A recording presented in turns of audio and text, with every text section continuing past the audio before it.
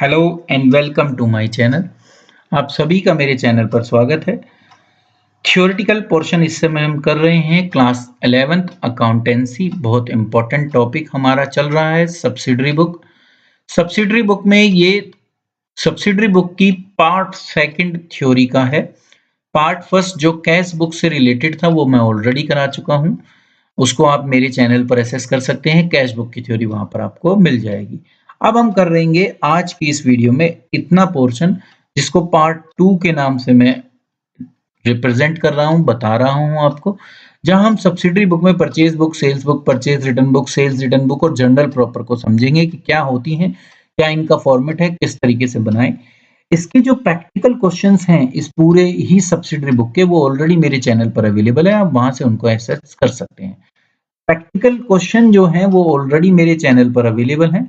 आप उनको वहां से जाकर देख सकते हैं। थ्योरी अभी हम समझ लेते हैं, कंसेप्ट सीख लेते हैं कि कंसेप्ट हमें क्या कहता है। तो शुरू करते हैं परचेज बुक के साथ। तो देखिए परचेज बुक अब आप समझिए कि परचेज बुक में कौन सी ट्रांजैक्शन आएंगी। वर्ड जो मेरे लिए सबसे इंपॉर्टेंट है वो है credit. All credit purchase of goods. दूसरा इंपॉर्टेंट वर्ड मेरे लिए क्या है? गुड्स। तो एक तो क्रेडिट और दूसरा गुड्स। जो परचेजेस हम करते हैं पूरे साल के अंदर, उनको हम अपने परचेज जर्नल के अंदर रिकॉर्ड करते हैं, या कहें कि परचेज बुक में रिकॉर्ड करते हैं। तो क्या क्या होना चाहिए? दो कंडीशन क्या याद रखनी है आपको। एक तो क्रेडिट में होनी चाहिए क्योंकि कैश की ट्रांजैक्शन ऑलरेडी कहाँ जा चुकी होंगी? कैश बुक में। तो कैश बुक में आने वाली जो ट्रांजैक्शन होती हैं वो कैश वाली होती हैं। तो जो परचेजेस हमने कैश में की होगी वो हमने कहाँ रिकॉर्ड कर दी होंगी? कैश बुक में। तो उनको रिकॉर्ड नहीं करना। दूसरी बात, गुड्स होनी चाहिए, मतलब कि हम अब उस चीज को ही यहाँ रिकॉर्ड कर सकते हैं जिसको हमें रीसेल करना होगा, या जिसका हम बिजनेस करते हैं जो हमारे ऑपरेशन से रिलेटेड होती हैं। तो ऑपरेटिंग या ऑपरेशनल जो हमारा बिजनेस होता है वही हम यहाँ रिकॉर्ड करते हैं। कोई भी ऐसी एसेट जो जिसको हमें हमारा जिसका हम परचेज करना हमारा उद्देश्य बेचना नहीं होता, जिसमें ऑफिस इक्विपमेंट, फर्नीचर, बिल्डिंग, अगर मेरा फर्नीचर का बिजनेस नहीं है तो are recorded in the journal proper. तो हम ये ऐसी कोई भी परचेजेस जो गुड्स नहीं कहलाती, जिसको हम एसेट कहते हैं। तो कोई भी एसेट अगर आप परचेज करोगे तो वो परचेज बुक में रिकॉर्ड नहीं होगी, ये आपको समझना है। सिर्फ गुड्स ही रिकॉर्ड कर सकती हैं। तो क्रेडिट एंड गुड्स दो दो बहुत इंपॉर्टेंट पार्ट हैं आइडेंटिफाई करने के लिए कि परचेज बुक में आप क्या रिकॉर्ड करें। ऐसे ही ट्रेड डिस्काउंट कभी भी बुक में रिकॉर्ड नहीं होता, तो वो यहाँ भी नहीं होगा। हाँ, यहाँ उसको आप मेंशन डिटेल में जरूर कर सकते हैं। इनवॉइस नंबर यहाँ पर बहुत इंपॉर्टेंट है। तो कैश बुक, परचेज बुक के अंदर आपको इनवॉइस नंबर लिखना होता है जो आपको मिलता है। मंथली जो भी टोटल होगा उसको आप लेजर अकाउंट में पहुंचा देंगे, जो परचेज अकाउंट होता है। यहाँ से परचेज बुक बनाकर हम जर्नल एंट्री पास नहीं करते, बस जो मंथली टोटल होता है उसको फिर हम परचेज अकाउंट में ट्रांसफर कर देते हैं।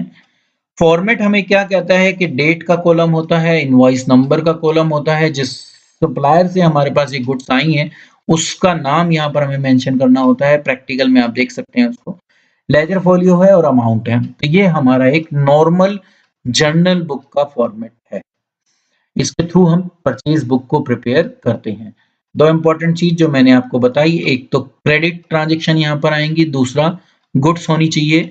एसेट को आप रिकॉर्ड नहीं करेंगे, वो जर्नल प्रॉपर में जाती है। ऐसे ही कोई भी कैश ट्रांजैक्शन यहाँ पर नहीं आएंगी। तो ये आपको समझना है परचेज बुक के लिए भी और आगे की जितनी बुक हम करेंगे उनके लिए भी। सेकंड पर चलते हैं, परचेज रिटर्न बुक। जो परचेज हमने की थी अगर वो अप टू द मार्क नहीं है तो गुड्स जो परचेज हम करते हैं उनको हम रिटर्न भी कर देते हैं अपने सप्लायर को। वेरियस रीजन हो सकते हैं, क्वालिटी भी हो सकती है, डिफेक्टिव पीस भी हो सकते हैं, और कोई भी रीजन हो सकता है। तो उसी को हम परचेज रिटर्न कहते हैं। और जब हम ऐसी कोई भी रिटर्न करें, मतलब कि हम वापस भेजें, तो एक हमें डेबिट नोट बनाना होता है, जिसको हमें समझना है कि डेबिट नोट कब बनता है। ये भी आप यहाँ समझ रहे हैं, जब आप परचेज को रिटर्न करते हैं। डुप्लीकेट में ये बनता है, इसी को हम सपोर्ट डॉक्यूमेंट भी कहते हैं, वो बनाना पड़ता है। ओरिजिनल जो है वो तो सप्लायर को सेंड कर दिया जाता है और एक आप अपने पास अपनी कॉपी रख लेते हैं। डेबिट नोट में क्या क्या होगा वो नेक्स्ट पेज पे मैं आपको दिखाऊंगा। उस पार्टी का नाम होगा, मतलब कि सप्लायर का नाम होगा। उस गुड्स का नाम होगा जो आप वापस कर रहे हैं और उसका रीजन भी उस पर लिखा होगा कि क्यों आप उसको वापस कर रहे हैं। परचेज रिटर्न में भी दो ही चीज याद रखनी है कि एक तो वो जो रिटर्न आप कर रहे हैं वो क्रेडिट में होनी चाहिए और दूसरा वो गुड्स की ही रिटर्न होनी चाहिए, मतलब कि कैश वाली रिटर्न यहाँ नहीं आएंगी, एज वेल एज जो आप एसेट है, नॉर्मली एसेट वापस नहीं होती, पर इन एक्सेप्शनल केसेस अगर है तो वो भी आप यहाँ पर रिकॉर्ड नहीं करेंगे। फॉर्मेट अगर हम देखें तो परचेज बुक और परचेज रिटर्न बुक के फॉर्मेट में वहां इनवॉइस नंबर था, यहाँ पर डेबिट नोट नंबर है, क्योंकि हमने अभी पढ़ा था कि डेबिट हमें नोट बनाना होता है। तो फॉर्मेट में सिर्फ इतना ही चीज है कि आप यहाँ पर डेबिट नोट लिखते हैं, इनवॉइस नंबर नहीं लिखते, बाकी सारे कॉलम सेम चलते हैं। अब वो डेबिट नोट क्या होता है उसको देख लेते हैं। तो डेबिट नोट एक डॉक्यूमेंट होता है जो एविडेंस करता है कि हमने एक डेबिट रेज किया है उस कंपनी के अगेंस्ट, उस पार्टी के अगेंस्ट जिसको मुझको पैसा वापस देना था, जिसने मुझे उधार में माल बेचा था। On finding that goods supply are not as per the terms of the order place, जो हमने उनको किया था, कोई भी डिफेक्टिव गुड्स है, कोई और रीजन है, हम उन गुड्स को रिटर्न कर देते हैं उस पर्टिकुलर सप्लायर को।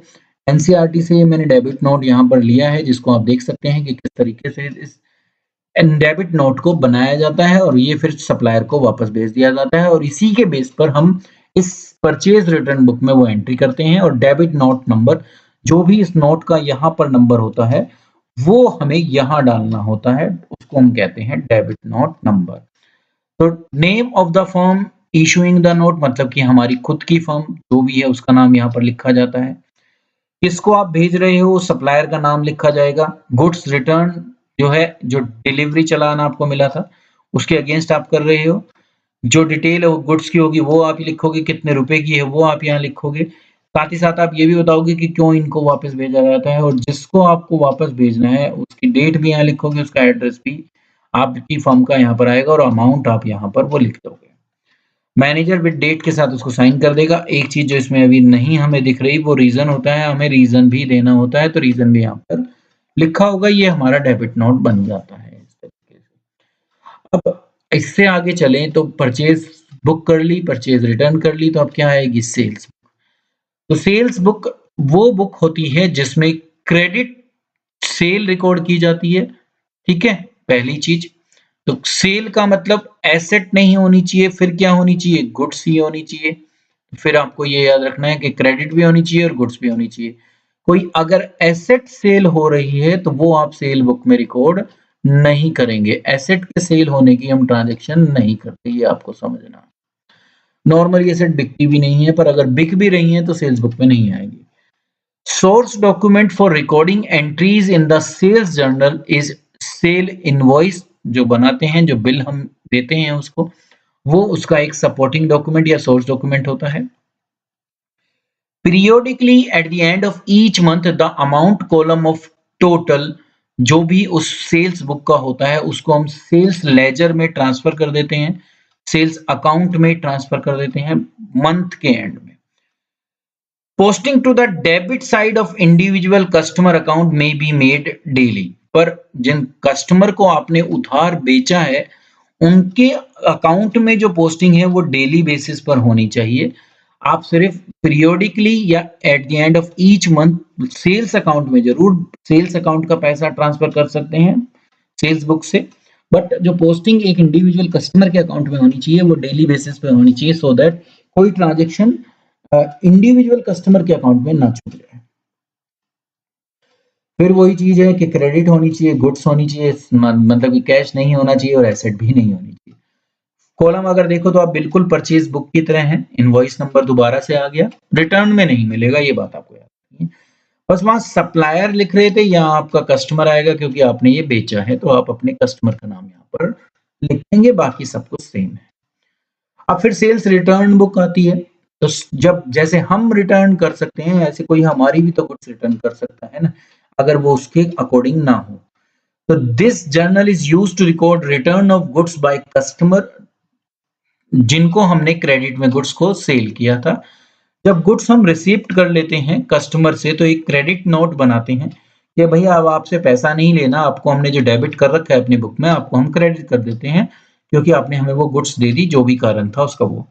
तो जो सोर्स डॉक्यूमेंट इसके लिए बनाया जाता है सेल्स रिटर्न के लिए उसको हम क्रेडिट नोट कहते हैं। तो ये आपको समझना है कि सोर्स डॉक्यूमेंट कौन सा होता है। तो अगर सेल्स रिटर्न में कोई या कहें कि जब सेल की गई गुड्स वापस आती हैं तो सोर्स डॉक्यूमेंट कौन सा होता है, क्रेडिट नोट।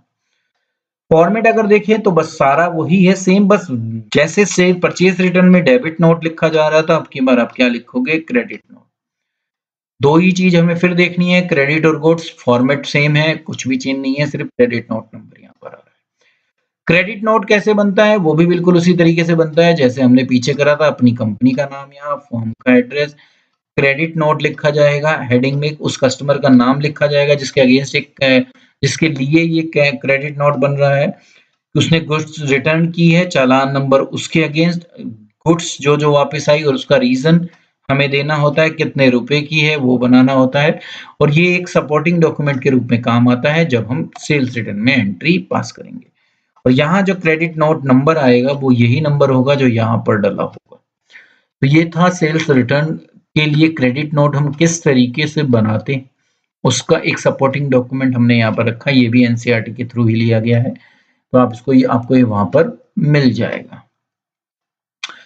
अब जितनी भी ट्रांजैक्शन हमने अब तक की, इससे पहले वाली वीडियो में कैश बुक, यहाँ पर कैश से रिलेटेड ट्रांजैक्शन थी, और जो गुड्स एंड क्रेडिट वाली जो ट्रांजैक्शन थी जिनके लिए हमने ये 4 बुक सीखी, तो देखिए क्या चीजें सीखी हमने। एक तो कैश की सारी ट्रांजैक्शन कैश बुक में चली गई, मैं यहाँ इसके नीचे लिख देता हूँ कैश बुक, और गुड्स हो और क्रेडिट हो तो वो किस किस बुक में चली गई, या तो परचेज बुक में चली गई होगी, या सेल्स बुक में चली गई होगी, या परचेज रिटर्न बुक में चली गई होगी, या सेल्स रिटर्न बुक में। बट जो ऐसी ट्रांजैक्शन जो इनमें से किसी भी बुक में ना आए वो कहाँ जाए, तो वो जाती है हमारी जर्नल प्रॉपर में। तो books maintain to record transaction which do not find place in special journal, जितने हमने पीछे करी उन, तो वो सारी ट्रांजैक्शन कहाँ जाती हैं, जर्नल प्रॉपर में या जर्नल रेजिडुअल में। कौन कौन सी ट्रांजैक्शन हम वहां पर रिकॉर्ड करते हैं ये समझना बहुत जरूरी है, इसके लिए मैंने प्रैक्टिकल वीडियो बना रखी है, बहुत ही अच्छी वीडियो है। आप ये कंसेप्ट बहुत अच्छी तरह से सीख पाओगे कि जर्नल में कौन सी ट्रांजैक्शन प्रैक्टिकली हम कैसे नोट करते हैं, वो मैं उस प्रैक्टिकल वीडियो में आपके सामने ऑलरेडी चैनल पर दे चुका हूं, आप वहां से जाकर सीख सकते हैं। थ्योरी सीखें तो ओपनिंग एंट्री जब भी कभी साल शुरू होगा तो जो भी मेरे पास एसेट्स हैं या लाइबिलिटीज हैं उन सब को मुझे उनके अकाउंट खोलने होते हैं जब साल कभी शुरू होगा तो।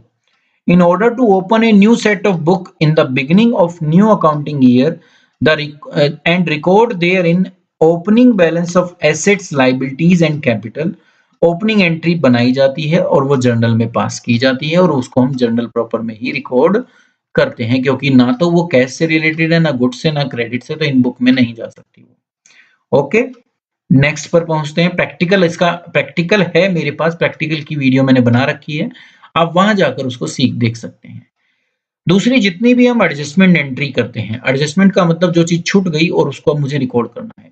इन order to update ledger account on accrual basis, such entry are made at the end of each accounting period. जब हम फाइनल अकाउंट सीखेंगे तो हम एडजस्टमेंट एंट्री समझेंगे क्या होती है, तो उनको जो रिकॉर्ड किया जाएगा वो भी जर्नल प्रॉपर में किया जाएगा, क्योंकि ना तो वो कैश से रिलेटेड है, ना वो गुड्स से रिलेटेड है, और ना ही वो क्रेडिट से रिलेटेड है। इसलिए इन तीनों में ना होने की वजह से वो कहा जाता है जर्नल प्रॉपर में। जैसे रेंट आउटस्टैंडिंग है, डेप्रिसिएशन है, इंश्योरेंस को प्रीपेड आपने कर रखा है, कमीशन आपको समय से पहले मिल गई है, तो ये सब एडजस्टमेंट एंट्रीज होती हैं जो किसमें जाती हैं, हमारी जर्नल प्रॉपर में। तीसरी जो जर्नल प्रॉपर में आती है टाइप, वो है रेक्टिफिकेशन ऑफ एरर। अगर आपसे कोई गलती हो गई है, ठीक है, कोई मिस्टेक आपसे हो गई है, तो आप उसको जो है कहाँ से रेक्टिफाई करोगे, जर्नल प्रॉपर के। तो to rectify an error in recording transaction in the books of original entry they are posting to the ledger account, this journal is used. तो उसको रिकॉर्ड करना और उसके बाद उसको लेजर अकाउंट में ट्रांसफर करने के लिए हम जर्नल यूज करते हैं। जैसे खरीदी, तो खरीदा था हमने एक फर्नीचर, फर्नीचर मेरी एसेट थी, पर क्योंकि वर्ड आगे लिखा हुआ था परचेज, क्या किया हमने, इसको कहाँ डाल दिया, गुड्स में डाल दिया, मतलब कि परचेज बुक में एंट्री कर दी। क्या कर दिया हमने, परचेज अकाउंट को डेबिट कर दिया, ठीक है, जबकि होना क्या था, फर्नीचर अकाउंट डेबिट होना था क्योंकि वो एक मेरी एसेट थी, ठीक है, गुड्स नहीं थी। गुड्स ट्रीट किया गया जो गलत था, एसेट थी वो, एसेट को ट्रीट करना था। और ठीक है, और एक चीज और कि फर्नीचर परचेज किया था और वो भी क्रेडिट में किया था, जब ही यहाँ पर आएगा, नहीं तो कैश बुक की बात होती, उसको दूसरे तरीके से रेक्टिफाई करते हैं। वैसे उसको भी यहीं से ही करेंगे रेक्टिफाई, ठीक है। तो अब चाहे क्रेडिट हो चाहे कैश हो, रेक्टिफिकेशन तो जर्नल प्रॉपर के थ्रू ही होगी, ठीक है। तो अब करना तो डेबिट ये वाला अकाउंट था, कर कौन सा दिया, ये वाला। करना तो ये वाला था और कर कौन सा दिया, ये वाला। तो अब आप इसको रेक्टिफाई करोगे, रेक्टिफाई करने के लिए क्या करोगे, पैसा किसी को नहीं दे रहे, गुड्स अब खरीदी भी नहीं जा रही, क्रेडिट में भी नहीं है, किसी भी रूप में नहीं है, तो जितनी बुक हमने सीखी उनमें तो जाएगा नहीं। तो अब क्या करोगे, आप इसको सही करने के लिए फर्नीचर अकाउंट को डेबिट कर दोगे और परचेज अकाउंट जो गलती से डेबिट है उसको क्या कर दोगे, क्रेडिट कर दोगे। तो इस तरीके से आप एक गलती को रेक्टिफाई कर लेते हो और उसको आप जनरल प्रॉपर के थ्रू ही करते हो। तो रेक्टिफिकेशन होती है। दूसरी हमारी होती है ट्रांसफर एंट्री। ट्रांसफर एंट्री साल के एंड में भी होती है। तो जो ड्राइंग अकाउंट होता है उसको कैपिटल अकाउंट में ट्रांसफर करना होता है, उसकी एंट्री जनरल प्रॉपर के थ्रू होती है। जितने एक्सपेंस अकाउंट है, रेवेन्यू अकाउंट है, इनको हमें अपने फाइनल अकाउंट में ट्रांसफर करना होता है, जिनको हम प्रॉफिट एंड लॉस अकाउंट के नाम से जानते हैं, ठीक है। या अगर मैं मैन्युफैक्चरिंग कंपनी हूं तो मैं ट्रेडिंग अकाउंट भी बनाती हूँ। तो ट्रेडिंग अकाउंट के अंदर भी एंट्री को ट्रांसफर करना है, तो उसके लिए एक्सपेंस और रेवेन्यू कभी बैलेंस शीट में नहीं मिलेंगे आपको, ये कहाँ जाएंगे, हमारे इन फाइनल अकाउंट में जाएंगे। तो उसके लिए भी हमें एंट्री पास करनी होती है। Account relating to operation of business such as sales, purchase, opening stock, income, gain, expense etcetera, इन सबको हमें trading and profit and loss account में ट्रांसफर करना होता है। वो मैं आपको बता ही रहा था, तो वो हमें करना होता है। और वो किसके थ्रू होता है, जनरल प्रॉपर के थ्रू ही होता है। और लास्ट होता है, जैसे ओपनिंग एंट्री थी ऐसे ही क्लोजिंग एंट्री भी होती है, सब एसेट की और सब लायबिलिटी की, जिनको मुझको बैलेंस शीट में ट्रांसफर करना होता है।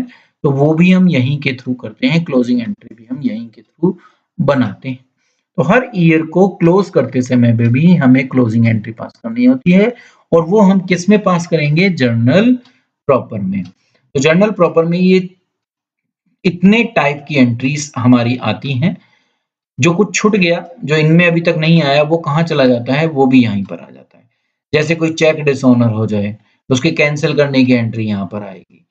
कोई परचेज या सेल हो जो क्रेडिट से अलग हो गुड्स की, वो भी यहाँ पर आएगी। मतलब कि एसेट को खरीदने की बात वो यहाँ पर कर रहे हैं कि कोई एसेट अगर आपने क्रेडिट में परचेज की है तो वो भी यहाँ आएगी। कैश विड्रॉ किया हो ओनर ने पर्सनल यूज के लिए, नहीं गुड्स, कैश नहीं सॉरी, गुड्स विड्रॉ की हो ओनर ने पर्सनल यूज के लिए, गुड्स को डिस्ट्रीब्यूट किया हो एज सैंपल तो यहीं पर ही आता है। कोई एंडोर्समेंट या dishonour of bill of exchange हो तो यहीं आएगा। कोई ट्रांजैक्शन हो कंसाइनमेंट और जॉइंट वेंचर से रिलेटेड, वो यहाँ आएगी। लॉस ऑफ गुड्स हो बाय फायर, थेफ्ट, स्पॉइलेज, तो वो भी यहीं पर आएगी। तो ये सब भी हमारे जर्नल प्रॉपर में ही रिकॉर्ड किया जाता है। तो बेसिकली जितनी भी ऐसी ट्रांजैक्शन जो या तो कैश से रिलेटेड नहीं है, या गुड्स भी कौन सी, क्रेडिट वाली, उनसे रिलेटेड नहीं है, तो वो एवरी ट्रांजैक्शन किस बुक में चली जाती है, हमारी जनरल प्रॉपर में। तो आशा करता हूं कि आप इस टॉपिक को बहुत इजीली और बहुत अच्छी तरह से समझ गए होंगे। सब्सिडरी बुक की सारी थ्योरी आपने समझ ली होगी। नेक्स्ट वीडियो में हम बैंक रिकॉन्सिलिएशन स्टेटमेंट की थ्योरी को लेकर आएंगे और उसका प्रैक्टिकल भी करेंगे। इतने के लिए थैंक यू।